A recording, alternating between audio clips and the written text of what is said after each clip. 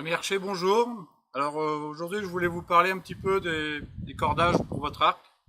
Ce matin j'ai reçu une corde, une Robbo de notre ami Bruno Pasquet pour équiper un petit arc de série l'ASH qui est un arc hybride qui supporte le fast flight. Donc ça va être une corde équipée en astro. Alors la corde elle est livrée, l'arc il est livré avec une corde qui est quand même assez basique, hein, comme la plupart des arcs de série. Même certains arcs de certains facteurs d'arc, je signerai personne. Donc, moi, ce que je vous recommande, c'est avant tout, c'est faites-vous fabriquer une corde par un facteur de corde. En l'occurrence, celles de Bruno, elles sont extra. Je vais vous expliquer un petit peu les différences qu'on peut trouver dans les deux cordes. Donc, la corde marron et chocolat, c'est la corde de série. C'est une corde, je pense que c'est de l'Astroflight aussi, qui est livrée avec l'arc. Et donc la corde grise et rouge avec le petit liseré jaune et noir, ça c'est celle de Bruno, hein. Donc déjà au niveau des tresses, on voit très bien les différences, hein, beaucoup plus grossière et lourde et épaisse sur la corde de série, et vraiment avec un travail de précision et effilé. Et donc sur la corde de Bruno, bien sûr il y a une petite part technique qu'on ne va pas vous dévoiler sur cette corde. Voilà, deuxième point important, lorsque vous recevez une corde, alors ça c'est à proscrire, là vous voyez les petits laitons en métal, ça c'est vraiment, vous jetez ça à la poubelle direct, parce que non seulement ça vous rajoute du poids, ça vous fait dévier la corde au moment où la flèche part, et ensuite ça peut être dangereux si le knock-set se décroche, ça part comme une balle. Donc moi ce que je vous conseille, ce que fait Bruno sur ses cordes, il vous le livre avec un petit nœud de réglage. Hein, vous pouvez le monter ou le descendre en le tournant autour du tranche-fil. Et après vous le serrez lorsque vous avez atteint votre détalo exact. Et puis après vous remettez un petit brin au-dessus pour bien caler la flèche. Comme ça, si vous avez un petit coup de fatigue, si vous appuyez dessus, etc., la flèche elle ne bougera pas. Hein, donc ça c'est nickel. Donc ensuite, un point important par rapport à la puissance de l'arc. Ici, on est sur un arc quand même assez faible, on est sur un 30 livres. Donc la corde, elle est livrée avec une corde qui doit faire au moins 14 brins, si c'est pas 16. Donc avec, je pourrais tirer au moins 50 livres.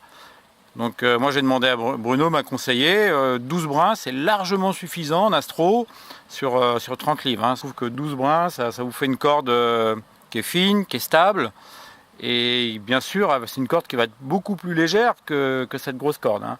Donc Bruno il fait des petits pompons en astro qui sont ultra légers, et ils seront beaucoup moins lourds que des pompons en laine bien sûr, ou en fourrure, hein. Ils sont quand même très efficaces. Donc le pompon il a une efficacité, ça va absorber un petit peu les vibrations parasites de la corde, ça va amortir le bruit, et votre arc va être quand même plus silencieux.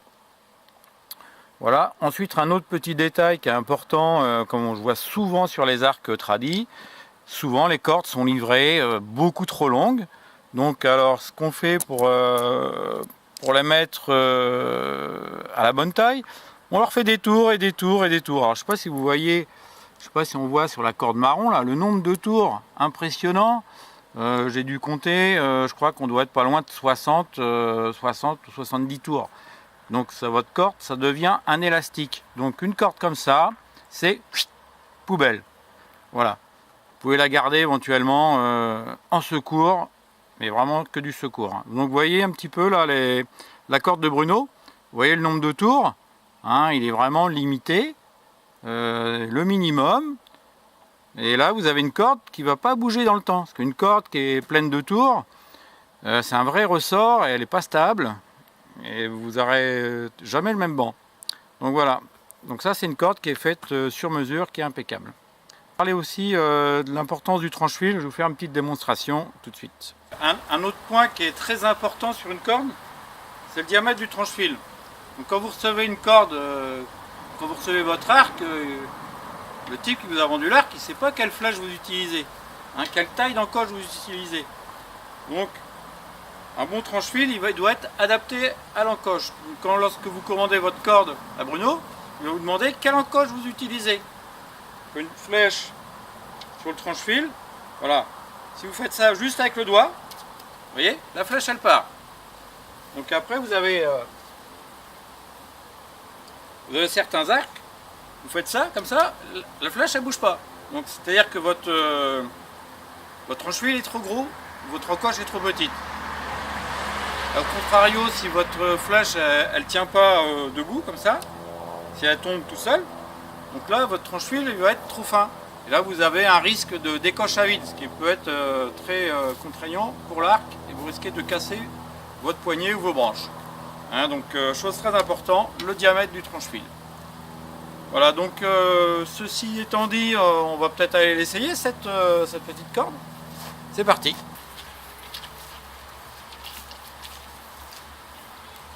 Bon voilà, c'est pas le tout, cette corde on va l'essayer, on va voir un petit peu ce qu'elle donne avec cet arc, si ça le rebooste un petit peu. On va faire un petit comparatif des deux, comme ça on aura un petit aperçu en cible. On va déjà commencer avec la corde de Bruno Pasquet, la Merlin Magique l'Enchantresse.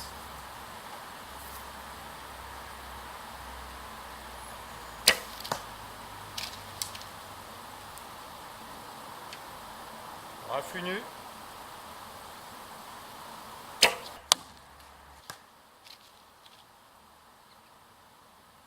Ça vole quand même.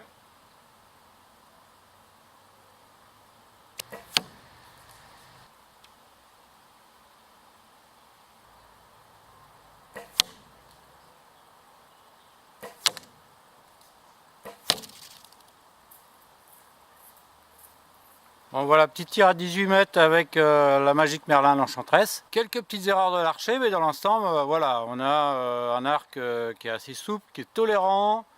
On arrive à faire des bons groupages, voilà, tir à 18 mètres. Là. On va essayer maintenant avec la corde de série qui était livrée avec l'arc, voir s'il y a une petite différence ou pas. C'est parti. Deuxième test.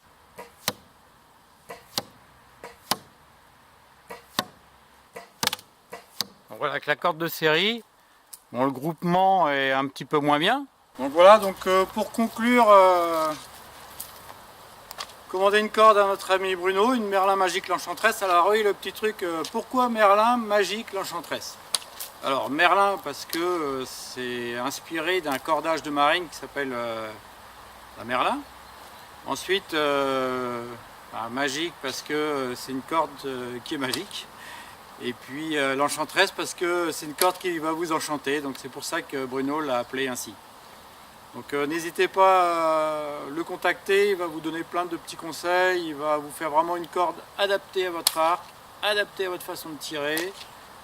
Et vous allez pouvoir optimiser au mieux votre arc. On vous parlera la prochaine fois dans une autre vidéo l'optimisation des flèches, parce que là aussi le nombre de personnes que je peux croiser sur les parcours avec des flèches beaucoup trop spinées, ça c'est phénoménal aussi. Donc vous avez vu, moi je peux tirer un fût nu à 30 mètres, ça va dans la cible. Donc essayez de tirer fût nu avec votre arc.